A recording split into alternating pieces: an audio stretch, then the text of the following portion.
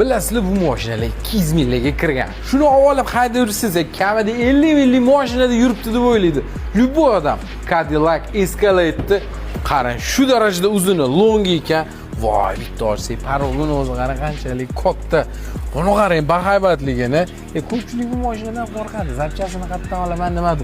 Yo'q, bu mashina bor-ku, tag'oni zapchaslari pastda hammasi tushadi. Chunki bu ham o'sha General Motors'ning mashinasi. Jigar, narxini eshitdim lekin shunchaki shokka tushasiz.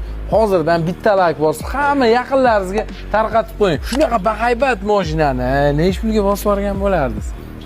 28 mingga bersalar bosib yuborasizmi? Bittada bosib yuborasiz, bilaman. Lekin shoshmay turing. 25 mingga berib yuborilyapti. Вообще shikalat narx 132 ming mil va 2007-yil kapitanskiy sideniyya. Orqada ham, oldilarda ham Abduf Abagrev va ko'jasini qarang, hali shunaqangi tetiy bo'lib turibdi. Orqada yana bitta 3-qator. Agar 4-qator bo'lganda yana qo'shib yuborsa bo'lardi. Bagajning o'zi shu darajada keng ekan. Srochni yaqinlaringizga tarqatib qo'yingda bosib yuboring. Bu mashina uzoq vaqt turmaydi. Bittada sotilib ketiladi.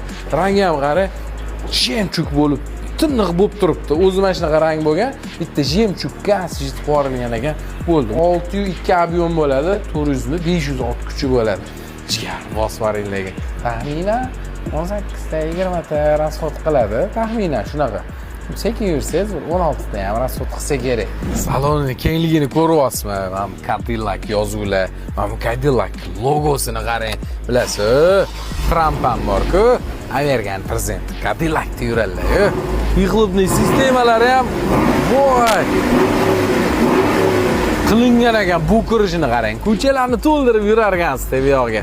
Bitta like bosib qo'ying inshaalloh. Bittada bosib yuborasiz, bilaman.